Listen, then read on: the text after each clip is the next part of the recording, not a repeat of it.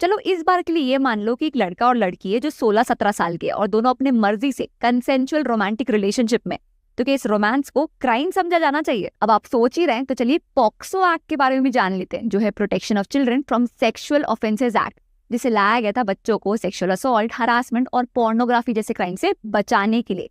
लेकिन अब आप सोच रहे होंगे कि 15-16 साल के बच्चों का प्यार में पड़ना और पॉक्सो एक्ट के बीच में क्या रिलेशन?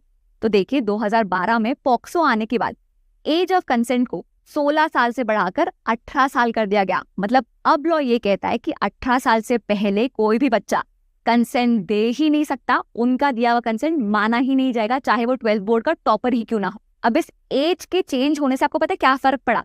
अडोलेसेंट लव, जिसे टीनेज लव भी कहते हैं, जहां 16-17 साल के बच्चे अपनी मर्जी से कंसेंचुअली रिलेशनशिप में जाते हैं। अब वो कंसेंट कोअर्शन में बदल जाता है, वो एक क्राइम बन जाता है, जिसका नतीजा पॉक्सो एक्ट, जो देश का one of the strictest law है, उसके अंदर रजिस्टर्ड 20 से 25% जो केसेस है वो इसी रोमांटिक रिलेशनशिप का नतीजा है।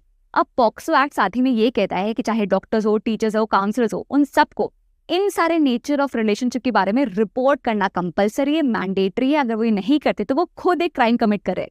तो ऐसे में 16-17 साल के बच्चे जिन्हें काउंसलिंग की जरूरत होती है, नॉलेज की जरूरत होती है, बात करने की जरूरत होती है, वो पनिशमेंट के डर से किसी से बात नहीं कर पाते। और इसलिए रिसेंटली सुप्रीम कोर्ट ने सेंटर से अडोलेसेंट लव को डीक्रिमिनलाइज करने की बात की है, बच्चों को प्रोटेक्ट ना कि पनिश करने की बात की है।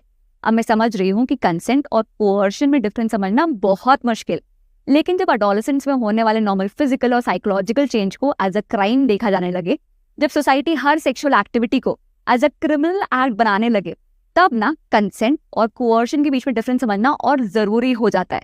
अब ये टॉपिक बहुत ट्रिकी है, इसलिए इसमें आपकी क्या राय है, बताना जरा।